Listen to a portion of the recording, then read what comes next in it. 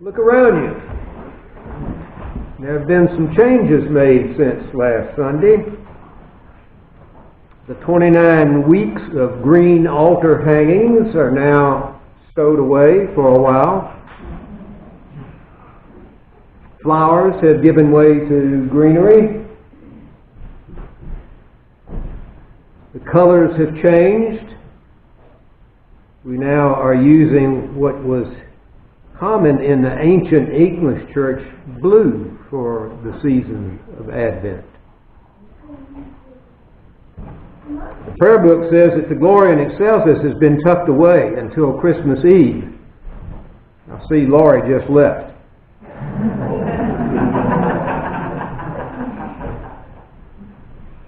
Then on the first Sunday in Advent, all of the readings from the Hebrew Scriptures as well as our own New Testament lessons are all from a genre called apocalyptic eschatology.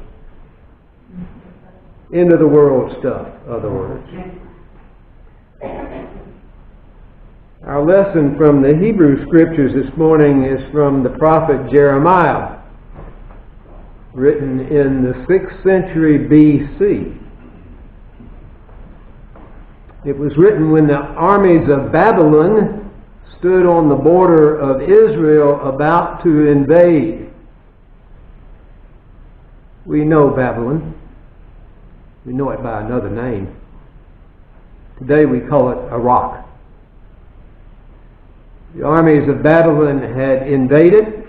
The northern provinces made their way southward, surrounded the city of Jerusalem, and in the year 586 BC, invaded the city, destroyed the temple, and burnt most of the city to the ground.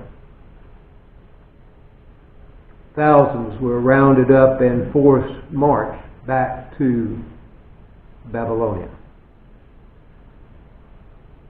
It was a terrible time. But yet, in the face of all of this disaster, there was a lone voice that kept crying out to the people. A voice that promised hope. A voice that promised return and rebuilding. A voice that promised the defeat of the oppressor. A voice that said, keep alive the faith that you have had all this time. It was the voice of Jeremiah, that lesson that we just heard a few minutes ago. They would spend 50 years in captivity, 50 years of dreaming about going home and not knowing whether there was a home to go to. What kept them going? What kept them going? They created an institution in captivity. They created an institution in which they told the story of who they were and whose they were, where they had come from, and what they had accomplished. They told that story to each other and to their children who were born in captivity for 50 years. That institution is called synagogue. Synagogue. And it is essentially a place that keeps alive faith. We are, in that sense, a synagogue. I could look upon all of those events that took place and say they are events that occur in different ages, not just in the 6th century BC. Rockets still fall on Jerusalem. Armies still invade other nations, including Iraq, despoil their neighbors.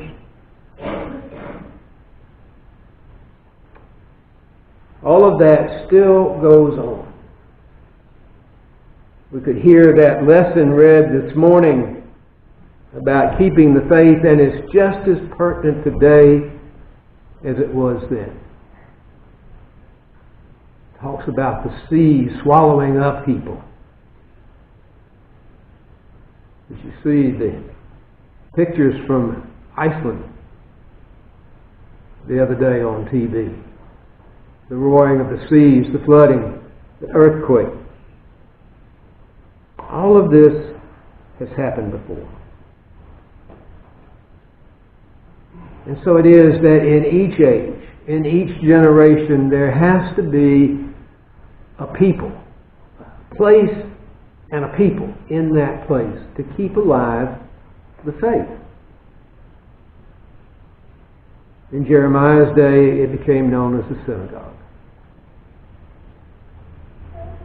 It is the role of the parish church. It is why we come here on a weekly basis to hear gospel.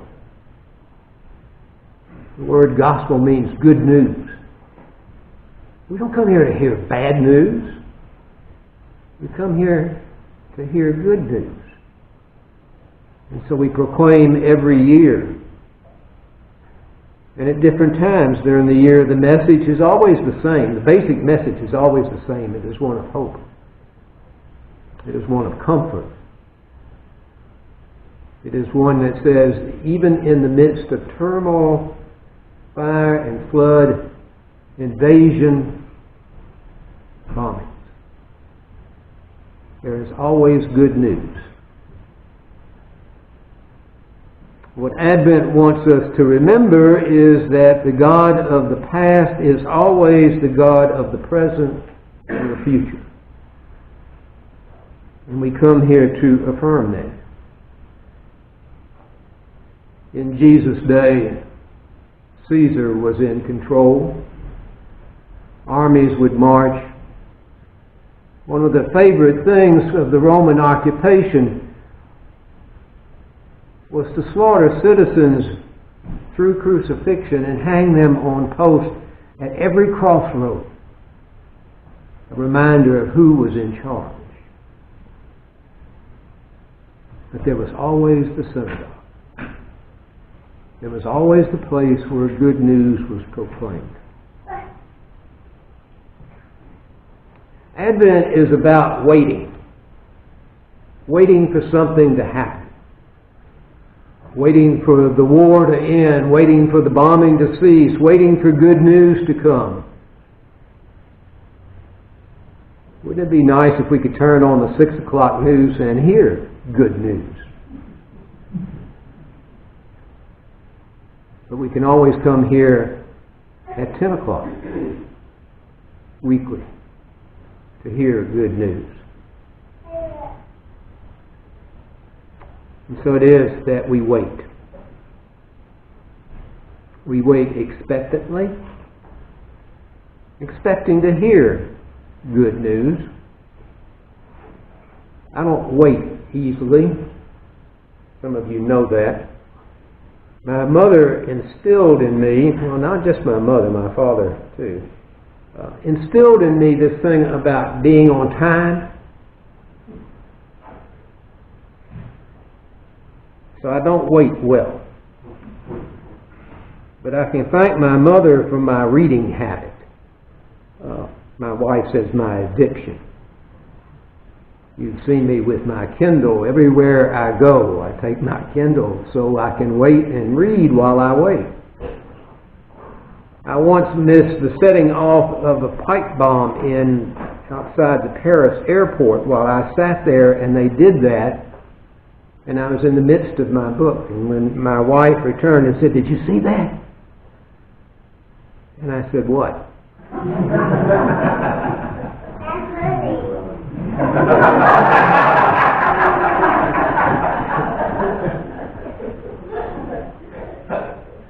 My doctor will tell you that they always check my blood pressure both when I arrive and when I leave. It's usually normal when I leave. I don't think any of us wait well. It is a gift if we do. We wait to hear good news. It's called expectant waiting.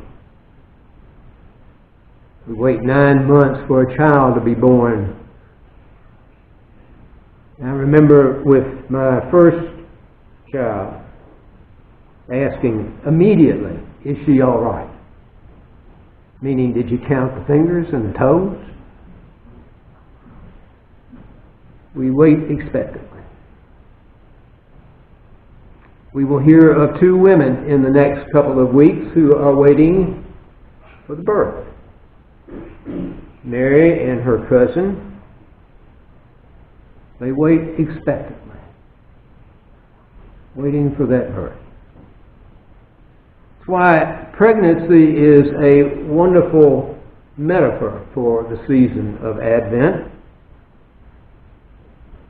We'll wait with those 2 women for the birth of the child. We'll celebrate that birth on Christmas.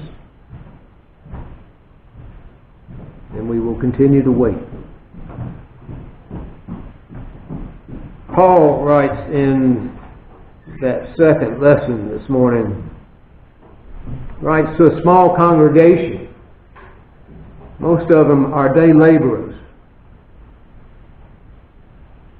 They're waiting in a little town. They're waiting in their synagogue.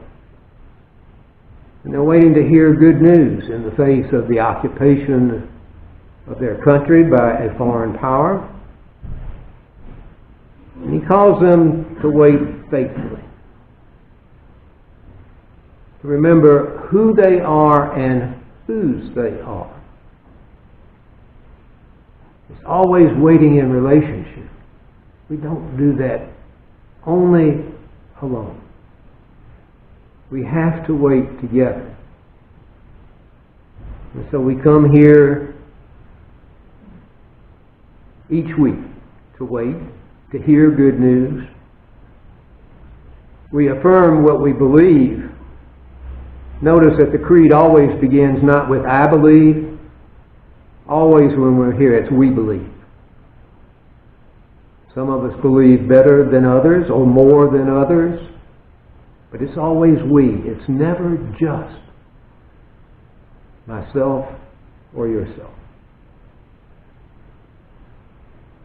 Truth of the matter is that we all go through those times of faithlessness. We even despair. The treatment for that disease, notice how you spell disease, it's dis-ease. The treatment for our disease is corporate worship. Look at our liturgy and our prayers and intercession. They all begin with we. Not you. We.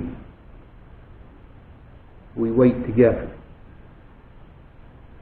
We wait expectantly, assured that God has acted in the past and will act in the present, and who promises to act in the future. We come here to hear good news.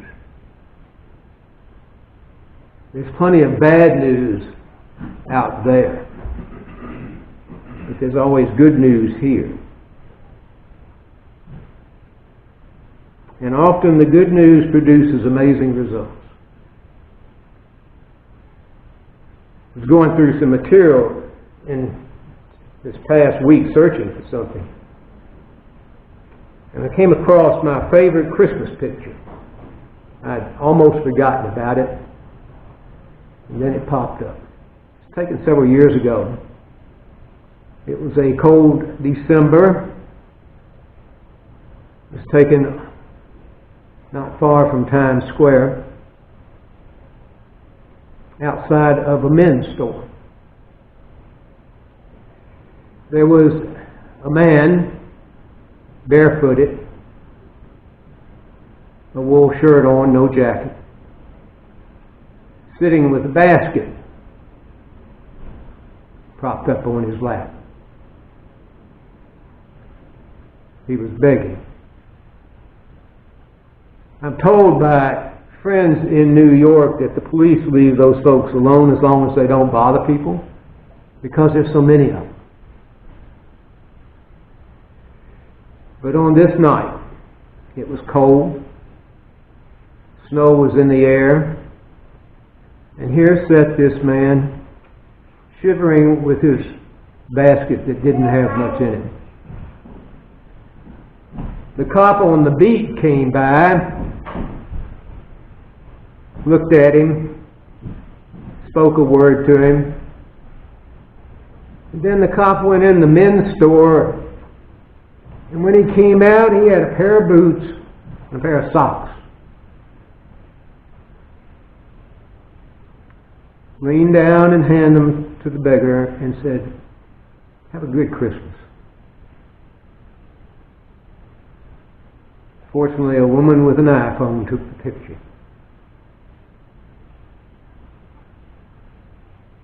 I pull that picture out every year to remind myself that goodness still abounds. There's still good news.